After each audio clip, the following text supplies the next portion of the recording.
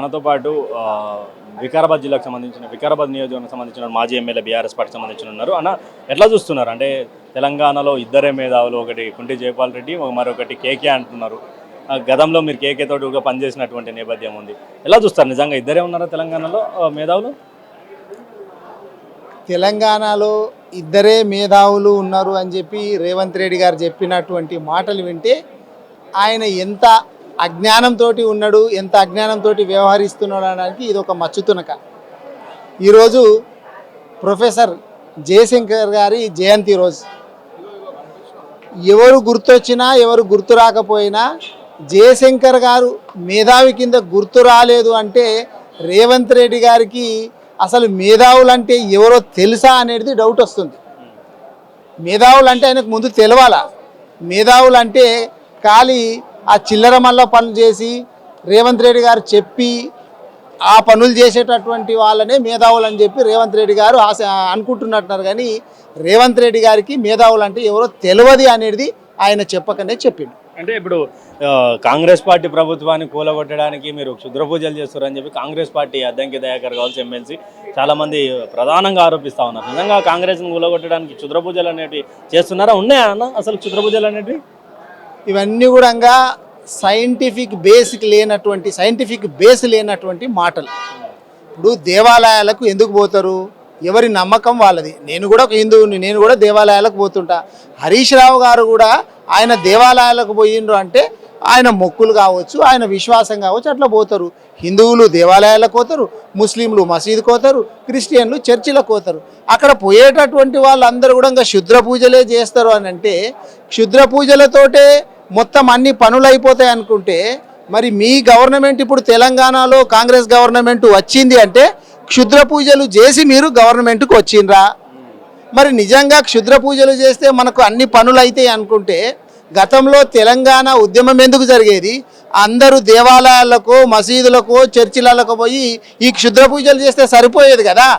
ఈ మాత్రం తెలివి లేనటువంటి వాళ్ళు రేవంత్ రెడ్డి గారు ఏది రాసిస్తే అది చదివేటటువంటి ఈ చెంచాగాళ్ళు కొంతమంది ఉన్నారు. ఈ అద్దంకి దయాకర్ కావచ్చు, ఆ రామ్మోహన్ కావచ్చు, వీళ్ళు చెంచాగాన్లాగా మాకింత బొక్కేస్తే ఖుషిపడి మేము గట్టిగా మాట్లాడితే మాకు ఇంకేమన్నా పదవులు ఇంకొంచెం ఎక్కువ వస్తాయేమో అని చెప్పి భ్రమలో బతికేటటువంటి ఒక బ్యాచ్ ఉంది. ఈ అద్దంకి దయాకర్ మొన్నటిదాకా మేము ఏమనుకున్నాము అంటే ఈయన కొంచెం చదువుకున్న వ్యక్తి ఏమో, మంచిగా మాట్లాడతాడేమో, సంస్కారం ఉందేమో అనుకున్నాం. కానీ ఇంత నీచంగా మోకాళ్ళ లోపల మెదడున్నట్లు మాట్లాడతాడని చెప్పి ఆయన మాటలతోటి నిరూపితం అయ్యింది. హరీష్ రావు గారి మీద మాట్లాడేటటువంటి నైతిక హక్కు ఈ రేవంత్ రెడ్డికి కానీ వాళ్ళ చెంచా బ్యాచ్కి ఏమన్నా ఉందా చెప్పు. అసలు హరీష్ రావు కాలి గోటికి కూడా సరిపోరు. రేవంత్ రెడ్డి సరిపోరు, ఈ అద్దంకి దయాకర్ కూడా సరిపోరు. ఏదో అమెరికాలో కూర్చొని అడ్డమైన వాగులు వాగుతున్నావంటే నీ టైంపాస్ పోయినటువంటి అమెరికా ట్రిప్పు ఇటువంటి క్షుద్ర పూజలకు పనిస్తున్నదంటే నువ్వు ఎంత విధవో అర్థమవుతుంది. అంటే ఎందుకని అంటే ప్రధానంగా హిందూ దేవాలయాలకు వెళ్ళేటువంటి వాళ్ళందరూ కూడా పవిత్రత ఉండదు, అదంతా బ్లాక్ మ్యాజికే జరుగుతుంటుంది. బ్లాక్ మ్యాజిక్ చేయడంలో బీఆర్ఎస్ దిట్ట. మీదికెళ్ళి లీగల్ నోటీసులు ఎట్లా పంపిస్తారా సన్నాసులారా అంటూ కూడా మీ పార్టీకి సంబంధించినటువంటి మాజీ మంత్రిని కామెంట్ చేయడం ఎలా చూస్తారు మీరు? ఇప్పుడు నిజంగా చెప్పాలంటే ఈ క్షుద్ర పూజలు దేవాలయాలకు వచ్చి క్షుద్ర పూజలు చేసిండ్రు అన్నటువంటి మాటలు ఒక హరీష్ రావు గారిని అవమానపరిచే విధంగా లేవు. మొత్తము భారతదేశంలో కాదు ప్రపంచంలో ఉన్నటువంటి హిందువులందరినీ కూడా అవమానపరిచే విధంగా ఉన్నాయి. కాబట్టి బేషరతుగా ఆయన క్షమాపణ చెప్పాలా. లేకపోతే ఈ తెలంగాణలో ఉన్నటువంటి ముఖ్యంగా తెలంగాణ మనిషి కాబట్టి తెలంగాణలో ఉన్నటువంటి హిందువులందరూ కూడా ఇదే అద్దంకి దయాకర్కు బుద్ధి చెప్పేటటువంటి రోజులు వస్తాయి. అంటే ఫైనల్గా ఏం చెప్పబోతా ఉన్నారు అంటే 2.5 సంవత్సరాల పాలనలో మీ తాన స్పీకర్ని ఇప్పుడు హోంశాఖ మంత్రి చేయబోతా ఉన్నారు. మీ మీద గెలిచినటువంటి వ్యక్తులను కొన్ని వార్తలు వస్తూ ఉన్నాయి. ఎలా చూస్తారు అంటే అభివృద్ధి అని పాలన మీద? సంతోషం. మా స్పీకర్ గారికి హోంశాఖ మంత్రి వస్తాయంటే చాలా సంతోషం. రేవంత్ రెడ్డి గారు ఎట్లాగో అట్టర్ ఫ్లాప్ అయిండు, హోంశాఖ మంత్రిగా ఫెయిల్ అయినరు, మున్సిపల్ శాఖ మంత్రిగా ఫెయిల్ అయినరు, విద్యాశాఖ మంత్రిగా ఫెయిల్ అయినరు. అలాగే ఇంకోటి ఇద్దాం అనుకుంటున్నారేమో. స్పీకర్ వచ్చింది కాబట్టి మా వికారాబాద్ డెవలప్ అవుతుంది అనుకున్నాము. ఏం పెద్ద డెవలప్మెంట్ లేదు. ఒకవేళ నిజంగా హోంశాఖ ఇట్లా ఇస్తే డెవలప్ అవుతుందేమోనని చెప్పి ఆశిస్తున్నాం, రావాలని కూడా కోరుకుంటున్నాం. మనతో పాటు మాజీ కార్పొరేటర్ హేమ ఉన్నారు, మాట్లాడే ప్రయత్నం చేద్దాం. ఏంటి అంటే క్షుద్ర పూజలు అంటారు? మాకు పూజ చేయాల్సిన అవసరం లేదు. ఇప్పుడు ఈ టాపిక్ ఎవరైతే తీసిరో దీని గురించి మాట్లాడుతున్నారో వాళ్ళకు అవసరం. వాళ్ళు ఇప్పుడు మినిస్టర్ పోస్ట్ కోసం లేదంటే చీఫ్ మినిస్టర్ పోస్టుల కోసం ఏమైనా చేసే అవకాశాలు ఉన్నాయేమో, గతంలో చేసిరేమో, అందుకనే దాని మీద విపరీతంగా క్లియర్గా చర్చ పెడుతున్నారు.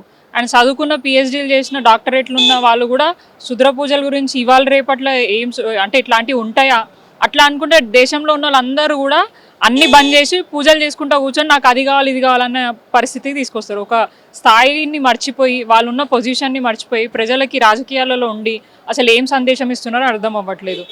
ఎవరైనా కూడా నమ్మకాలు ఉండాలి, దేవుళ్ళ మీద నమ్మకాలు ఉండాలి, కానీ ఇట్లా దెయ్యాల మీద నమ్మకాలు పెట్టుకొని వాళ్ళు చేసినట్టు మేము చేస్తున్నాం అనడం మాత్రం చాలా నవ్వుకునే విధంగా ఉంది. డెఫినెట్గా దీన్ని తెలంగాణ రాష్ట్ర ప్రజలందరూ కూడా ఖండిస్తున్నారు. ఇవాళ రేపు పూజలు ఏంది పునస్కారాలు అంటే డెఫినెట్గా దేవుళ్ళకు పూజలు చేస్తారు, వాటి మీద నమ్మకాలు ఉంటాయి, కానీ దెయ్యాలకు పూజలు చేసి ఇంకేదో సాధించాలన్న ఇది మాత్రం మా తెలంగాణ బిడ్డలకి మా బీఆర్ఎస్ పార్టీకి మాత్రం ఎప్పుడు మాత్రం ఉండదు. దేవుళ్ళ కాడికి పోయేదే క్షుద్ర పూజల కోసం అంటారు కదా, అంటే వాళ్ళకి అట్లాంటివి అలవాటు ఉన్నాయేమో, వాళ్ళు చేస్తున్నారేమో, వాళ్ళ అలవాట్లు అందరికి ఉంటాయి అనుకోవడం పొరపాటు. అండ్ చేస్తే గీస్తే తెలంగాణ రాష్ట్రం మీద ఎందుకు చేస్తాం, లేదంటే బిడ్డల మీద చేస్తాం, అట్లాంటి దెయ్యాల మీద చేస్తామేమో నిజంగానే. ఇప్పుడు వాళ్ళు అన్నట్టు మేము పూజలు చేస్తున్నామంటే ఈ తెలంగాణ రాష్ట్రానికి పట్టిన దరిద్రులు ఎవరైతే ఉన్నారో ఈ కాంగ్రెస్ పార్టీ దరిద్రమో అది పోవడానికి మేము పూజలు చేస్తామేమో, కానీ తెలంగాణ రాష్ట్రం గురించి కాదు, అక్కడ ఉన్న ప్రజల గురించి కాదు. 10 ఏళ్ల పాటు పరిపాలించి సుభిక్షంగా ఉన్న తెలంగాణను నాశనం చేయాలని కోరుకుంటుంది కాంగ్రెస్ పార్టీ, బీఆర్ఎస్ ఎప్పుడు కాదు. అంటే 10 years పాటు వివిధ రకాలుగా డెవలప్మెంట్ చేసి స్కీమ్స్ ఇచ్చిన తర్వాత ఇప్పుడు తెలంగాణ రాష్ట్రాన్ని మేమెందుకు ఏమంటారు స్పాయిల్ అయిపోవాలా ఉండొద్దు అని మేమెందుకు కోరుకుంటున్నాం. మీరు వచ్చిన తర్వాత కదా ఈ దరిద్రం పట్టుకుంది తెలంగాణ రాష్ట్రానికి. సో అట్లాంటి దరిద్రం పోవాలని చెప్పేసి దేవుళ్ళని మొక్కుతాం. ఖచ్చితంగా అట్లాంటి ఎవరైతే అడ్మినిస్ట్రేషన్ నడిపిస్తున్నా అట్లాంటి వాళ్ళు ఉండొద్దని చెప్పేసి మేము కోరుకుంటున్నాం. ఈరోజు ప్రొఫెసర్ జయశంకర్ సార్కి సంబంధించినటువంటి జయంతి. అంటే ఇక్కడ తెలంగాణలో ఇద్దరే మేధావులు ఉన్నారు, ఒకటి మాజీ కేంద్ర మంత్రి జైపాల్ రెడ్డి, మరొకటి కేకే అంటున్నారు. కేకే కూడా గత 10 సంవత్సరాలు మీ పార్టీలో ఉన్నటువంటి వ్యక్తి, మీరు చూసినటువంటి వ్యక్తి. మరి అంటే తెలంగాణలో ఎవరు లేరా మేధావులు, వాళ్ళిద్దరేనా? అదే అంటున్నారు, రేవంత్ రెడ్డి గారికి వారి పక్కన ఉన్న కోదండరామ్ గారు కనిపించట్లేదా, మరి మిగతా మేధావులు కనిపించట్లేదా, ఓన్లీ ఈ మేధావులే కనిపిస్తున్నారా అని చెప్పేసి ప్రజలు కూడా ప్రశ్నిస్తున్నారు. అండ్ ఈరోజు మీరు అన్నట్టు కేటీఆర్ గారు కూడా ప్రశ్నించిండ్రు. అంటే తెలంగాణ రాష్ట్రాన్ని తీసుకొచ్చి ఇంత ఒక అభివృద్ధి పథంలో పెట్టిన వాళ్ళని అందరిని వదిలేసి పార్టీలు మారి వాళ్ళ అవసరాల గురించి మాత్రమే ఆలోచించే వాళ్ళు మేధావులు అనడం అనేది నిజంగా విడ్డూరంగా ఉంది. వాళ్ళే తెలుసుకోవాలి అసలు ఎవరు మేధావులు ఏంది అని. అంటే మేధావులు కాని వాళ్ళు కూడా మేధావుల గురించి మాట్లాడడం అనేది కూడా నవ్వుకోదగ్గ విషయం అనే తెలియజేస్తుంది. ఫైనల్గా ఒకటి చెప్పండి, అంటే కోదండరాం లాంటి ఒక వ్యక్తి తెలంగాణ ఉద్యమాన్ని ముందుండి నడిపించినటువంటి వ్యక్తి, అలాంటి వ్యక్తిని కూడా ఈరోజు సైలెంట్గా ఉండడానికి కారణం ఏమై ఉంటుంది? అంటే ఇప్పుడు ఆయనకి ఎమ్మెల్సీ పోస్ట్ దొరికింది, ఆయనకి కావాల్సింది ఆయనకు దొరికింది కాబట్టి ఆయన సైలెంట్గా ఉన్నాడు. అండ్ ఆయన మాట్లాడితే మళ్ళీ ప్రాబ్లం అవుతుంది, మళ్ళీ రేపటి రోజున మినిస్టర్ పదవి కూడా రాకుండా పోతుంది అని చెప్పేసి ఆయన కూడా గమ్మున ఉంటున్నాడు అని చెప్పేసి అందరూ అనుకుంటున్నారు. తెలంగాణ రాష్ట్రానికి ఇంత అన్యాయం జరుగుతున్నా కూడా, ఇంత ఇబ్బందులు తెలంగాణ రాష్ట్ర బిడ్డలు పడుతుంటే కూడా ఆ పార్టీలో ఉండి ఆ పార్టీ పెద్దలను ప్రశ్నించకుండా ఇంకా కూడా పెదవులు మూసుకొని వాళ్ళకే ఏమంటారు వాళ్ళ సైడే మాట్లాడుతూ తెలంగాణ బాగు గురించి ఆలోచించే, అంటే మనం అందరమేమో తెలంగాణకు రావాలని కోరుకునే వ్యక్తిలో వారు ఉన్నారని, కానీ ఇప్పుడు ఆయన మాట్లాడకపోవడానికి కారణం ఏంటి అనేది వారే చెప్పాలి. డెఫినెట్గా ఇంత అన్యాయం జరుగుతుంటే కూడా మాట్లాడకుండా గమ్ము నుండి కేవలం వాళ్ళ పదవుల కోసం కాపాడుకోవడానికి మాత్రమే ఉన్నారు తప్ప నిజంగా తెలంగాణ ప్రయోజనం గురించి తెలంగాణ బిడ్డల గురించి వీళ్ళు ఆలోచిస్తున్నట్టు కనిపించట్లేదు. సో ప్రజలు కూడా ప్రశ్నిస్తున్నారు, ఇప్పుడున్న ప్రజలు కూడా ప్రశ్నిస్తున్నారు అసలు ఏం జరుగుతుంది. అప్పట్లో తెలంగాణ కోసం ఇంతమంది పోరాడిన వ్యక్తుల్లో వీరొకరు, మరి వీరెందుకు మాట్లాడట్లేదని కూడా ప్రజలందరూ ప్రశ్నిస్తున్నారు. ఖచ్చితంగా ప్రజలు గమనిస్తున్నారు, ఇవన్నీ కూడా ప్రజలకు అర్థమవుతున్నాయి. రాష్ట్రంలో ఏం పరిస్థితి ఉంది, ఏం జరుగుతుందని చెప్పేసి రేపటి రోజున వీళ్ళందరికీ కూడా ప్రజలే బుద్ధి చెప్తారు. ఫైనల్గా ఒకటి చెప్పండి, సీతాఫల్ మండిలో మరి బ్లాక్ మ్యాజిక్ ఏమైనా వేయబోతా ఉన్నారా రాబోయే ఎన్నికల కోసం ఏమో? డెఫినెట్గా మేము చేస్తాం. అదే చెప్పినాం కదా, కాంగ్రెస్ పార్టీ నాయకులు ఎవరైతే హామీలు ఇచ్చి చేయకుండా ప్రజలను ఇబ్బంది పెడుతున్నారో అట్లాంటి వేస్ట్ వాళ్ళు ఎవరు మళ్ళా సీతాఫల్ మండిలో అడుగు పెట్టద్దని శుద్ర పూజలు కాదు దేవుడి పూజలు చేసి తెలంగాణని కాపాడుకోవాలా, మా సీతాఫల్ మండి ప్రజలను కాపాడుకోవాలని మాత్రం పూజలు అయితే చేస్తాం. మనతో పాటు జగన్ ఉన్నారు, అసలు మాట్లాడే ప్రయత్నం చేద్దాం. బీఆర్ఎస్ పార్టీకి సంబంధించినటువంటి సీనియర్ నాయకులు ఏంటి అంటే తెలంగాణలో ఈరోజేమో మీరు భవన్లో ప్రొఫెసర్ జయశంకర్ సార్ సంబంధించినటువంటి జయంతి చేస్తూ ఉన్నారు. మరి అంటే అసలు ఆయన ఎలా చూడొచ్చు జయశంకర్ సార్ జయంతిని? జయశంకర్ సార్ గారు 19 ఏళ్ల వయసులోనే ఫజల్ అలీ కమిషన్కి రిప్రజెంటేషన్ చేశారు. ఉస్మానియా యూనివర్సిటీ స్టూడెంట్ డెలిగేషన్లో భాగంగా అప్పట్లోనే తెలంగాణ రాష్ట్రాన్ని సపరేట్గా ఎందుకు ఉంచాలి, హైదరాబాద్ హైదరాబాద్ రాష్ట్రాన్ని కొనసాగించాలి లేదా తెలంగాణ రాష్ట్రాన్ని ఏర్పాటు చేయాలి అని చెప్పి బలమైన నినాదాన్ని 19 ఏళ్ల వయసులోనే ఫజల్ అలీ కమిషన్ ఎదుట 1954లో అప్పట్లోనే చెప్పడం జరిగింది. అదేవిధంగా 76 ఏళ్ల వయసులో శ్రీకృష్ణ కమిటీ దగ్గర కూడా రిప్రజెంటేషన్ ఇచ్చి అప్పుడు టీఆర్ఎస్ పార్టీ సిద్ధాంతకర్తగా కేసీఆర్ గారితో మలిదశ తెలంగాణ ఉద్యమంలో పనిచేసినటువంటి జయశంకర్ సార్ గారు శ్రీకృష్ణ కమిటీకి కూడా మళ్ళీ తన రిప్రజెంటేషన్ ఇచ్చి తెలంగాణ రాష్ట్రాన్ని ప్రత్యేక తెలంగాణ రాష్ట్రాన్ని ఎందుకు ఏర్పాటు చేయాలన్నటువంటి ఆ మహనీయుడు జయశంకర్ సార్ గారు. మలిదశ తెలంగాణ ఉద్యమంలో జయశంకర్ సార్ గారు కేసీఆర్ సార్ గారి కలయికతోని ఆ కాంబినేషన్తోని ఒక స్ట్రాంగ్ ఫౌండేషన్ ఉద్యమానికి పడడంతో తెలంగాణ రాష్ట్ర వ్యాప్తంగా ఉన్నటువంటి ప్రతి ఒక్క సంఘాలు, కుల సంఘాలు, ప్రజా సంఘాలు, ప్రతి ఒక్క తెలంగాణవాది అందరినీ కూడా సంఘటితం చేసి తెలంగాణ రాష్ట్రం సాకారం జరిగింది. 1954లో ఫజల్ అలీ కమిషన్కి ఇచ్చినటువంటి రిపోర్ట్ అప్పుడే ఇట్లాంటి వాదనలన్నీ కూడా పట్టించుకున్నటువంటి కాంగ్రెస్ పార్టీ అప్పట్లోనే తెలంగాణ ప్రాంతాన్ని విశాలాంధ్ర ప్రాంతంతో ఆంధ్రప్రదేశ్లో కలిపి ఆంధ్రప్రదేశ్ రాష్ట్రాన్ని ఏర్పాటు చేసి తెలంగాణ ప్రాంతానికి 60 సంవత్సరాలు తీరని అన్యాయం చేసినటువంటి పార్టీ కాంగ్రెస్ పార్టీ. అట్లాంటి కాంగ్రెస్ పార్టీ మెడలు వంచి తెలంగాణ రాష్ట్రాన్ని వచ్చేటట్టు చేసింది మలిదశ తెలంగాణ ఉద్యమం కేసీఆర్ గారి నాయకత్వంలో టీఆర్ఎస్ పార్టీ సిద్ధాంతకర్తగా ఉన్నటువంటి జయశంకర్ సార్ గారు. ఈరోజు భౌతికంగా మన మధ్య లేకపోయినా కూడా జయశంకర్ సార్ గారు తెలంగాణ రాష్ట్ర ప్రతి అణువులో ఉంటారని చెప్పి వారికి ఎల్లప్పుడూ తెలంగాణ రాష్ట్రం ఈ భూమి ఉన్నంత వరకు వారికి ఎప్పుడు మేము నివాళులు అర్పిస్తూనే ఉంటాం. అంటే ఎందుకు తెలంగాణ రాష్ట్రంలో మీకు తెలిసినటువంటి మేధావులు ఎంతమందో కానీ ముఖ్యమంత్రి గారు ఇద్దరే అంటున్నారు, మరి ఒకరు కేకే ఒకరు జైపాల్ రెడ్డి. ఎలా చూడొస్తారు ఈ మాటల్ని? ఎవరన్నారు? రేవంత్ రెడ్డి గారు అన్నారు కదా, ఇద్దరే మేధావులు తెలంగాణలో నాకు తెలిసిన. ఇప్పుడు ఆయనకు తెలిసిన మేధావుల గురించి ఆయనే చెప్తా ఉన్నారు. తెలంగాణ రాష్ట్రం వచ్చిన తర్వాత తెలంగాణ తొలి ముఖ్యమంత్రి కేసీఆర్ గారు ఎందరో మహనీయులను అందరినీ కూడా గుర్తించడం జరిగింది. వాళ్ళందరికీ కూడా ఇప్పుడు అగ్రికల్చర్ యూనివర్సిటీకి ప్రొఫెసర్ జయశంకర్ సార్ గారి పేరు పెట్టడం జరిగింది. అదేవిధంగా కుండ లక్ష్మణ్ బాపూజీ గారి హార్టికల్చర్ యూనివర్సిటీకి వారి పేరు పెట్టడం జరిగింది. కాళోజీ నారాయణరావు గారు వారిని కూడా ఒక యూనివర్సిటీకి వారి పేరు పెట్టి గుర్తించడం జరిగింది. ఇట్లా ప్రతి ఒక్క మేధావిని, నందిని సిద్ధారెడ్డి గారు, ఇట్లా పెద్ద పెద్ద తెలంగాణ మలిదశ ఉద్యమంలో అదేవిధంగా తొలిదశ తెలంగాణ ఉద్యమంలో పాల్గొన్న ఎంతో మంది మేధావులను అందరినీ గుర్తించి వారికి తగిన హోదాని కల్పించడం జరిగింది. అదేవిధంగా ఇట్లా వీళ్ళందరూ తెలంగాణ మేధావులు. తెలంగాణ కోసము వాళ్ళు జీవితం మొత్తం కూడా వాళ్ళు పనంగా పెట్టి తెలంగాణ రాష్ట్రంలో ఉన్నటువంటి అందరినీ కూడా సంఘటితం చేసి ముందుకు తీసుకుపోయినటువంటి వాళ్ళందరూ వాళ్ళతోని తెలంగాణ ఉద్యమంలో మమేకమై పనిచేసినటువంటి కేసీఆర్ గారికి వారు గుర్తిస్తారు. నిజమైన తెలంగాణ మేధావులు ఎవరు, తెలంగాణ కోసం ఎవరు పోరాడిర్రు అని చెప్పి ఈరోజు ముఖ్యమంత్రి రేవంత్ రెడ్డి గారు వారి సొంత ఎజెండాని వాళ్ళకి కావాల్సినటువంటి పేర్లను వాళ్ళు ప్రమోట్ చేసుకునే పనిలో వాళ్ళు ఉన్నారు.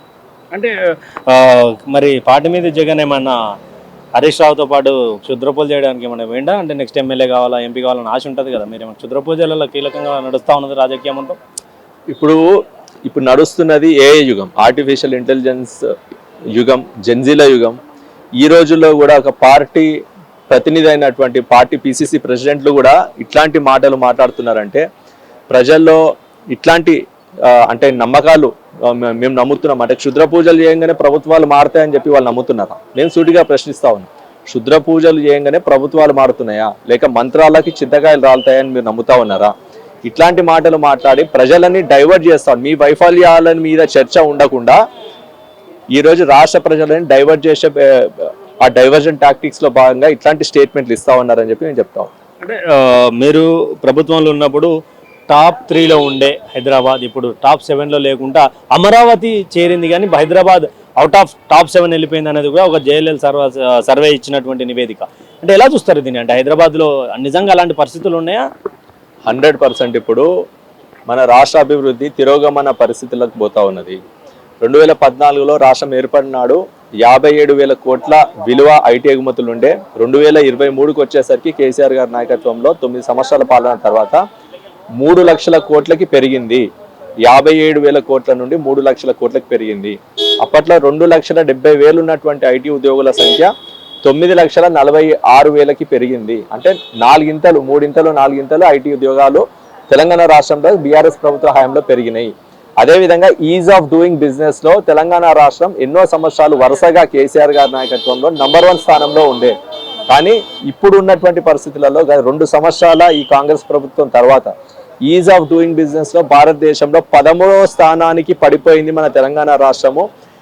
తెలంగాణ రాష్ట్ర అభివృద్ధి అనేది తిరోగమనం పోతుందనే దానికి ఇదే నిదర్శనము. ఇవన్నీ కూడా ఈ గణాంకాలన్నీ కూడా మేము చెప్తున్న లెక్కలో, కాంగ్రెస్ పార్టీ చెప్తున్న లెక్కలో కాదు. నాస్కామ్ ఇచ్చినటువంటి నివేదిక ఆధారంగా, పార్లమెంట్లో కేంద్ర ప్రభుత్వం ఇచ్చినటువంటి నివేదిక ఆధారంగా గత 10 సంవత్సరాలలో తెలంగాణ రాష్ట్రం ఐటీలో కావచ్చు, ఇన్వెస్ట్మెంట్స్లో కావచ్చు, ఆఫీస్ స్పేస్ అబ్జార్ప్షన్లో కావచ్చు ఎంత అభివృద్ధి సాధించింది, ఈ 2.5 సంవత్సరాలలో ఏ స్థాయికి దిగజారుతుంది అనే దానికి ఇవన్నీ కూడా నిదర్శనంగా చెప్తా ఉన్నాం.